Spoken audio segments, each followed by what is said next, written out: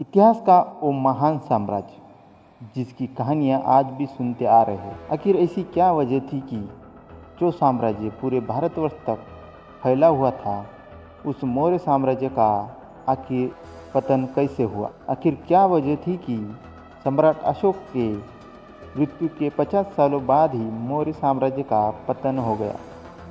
नमस्कार दोस्तों, आप देख रहे हैं हिस्ट्री ज्ञान। अभी तक आपने वीडियो को लाइक नहीं किया तो लाइक करो और चैनल को सब्सक्राइब जरूर करना।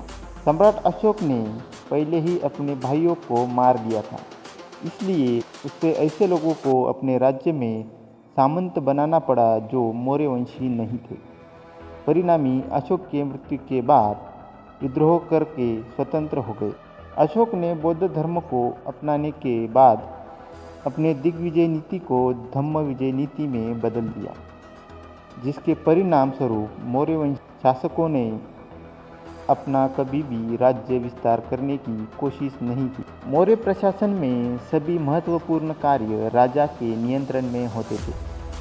उसे वरिष्ठ पदाधिकारियों को नियुक्ति का सर्वोच्च अधिकार प्राप्त था। ऐसे में अशोक की मृत्यु के पश्चात उसके निर्बल उत्तराधिकारियों के काल में केंद्रीय नियंत्रण से सही से कार्य नहीं हो सका और राजकीय व्यवस्था चरमरा गई। अशोक ने बौद्ध धर्म अपनाने के बाद 84,000 स्तूप बनाकर राजकोष खाली कर दिया और इन स्तूपों को बनाने के लिए प्रजा पर कर बढ़ा दिया और इन स्तूपों की देखभाल के खर्च का बोझ सामान्य प्रजा पर। अशोक की अहिंसक नीतियों के कारण मौर्य वंश का साम्राज्य खंडित हो गया और उसे रोकने के लिए वो कुछ कर भी नहीं सका। जैसे कि कश्मीर के सामन जलोक को ले लीजिए, जिसने अशोक के बौद्ध बनने के कारण कश्मीर को अलग राष्ट्र घोषित कर दिया, क्योंकि वो शैव धर्म का अनुयायी था और बौद्ध धर्म को पसंद नहीं करता था। यह बात भी बिल्कुल सही है कि अगर आचार्य चाणक्य की जगह कोई बौद्ध भिक्षु चंद्रगुप्त मौर्य का गुरु होता तो वो उनको अहिंसा का मार्ग बताता और मौर्य वंश की स्थापना भी नहीं।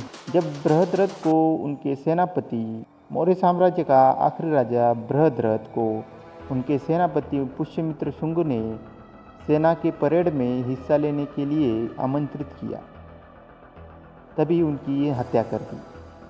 मौर्य साम्राज्य का अंत 180 ईसा पूर्व में हुआ। मित्रों, वीडियो को लाइक और चैनल को सब्सक्राइब ज़रूर करना। जय हिंद, जय भारत।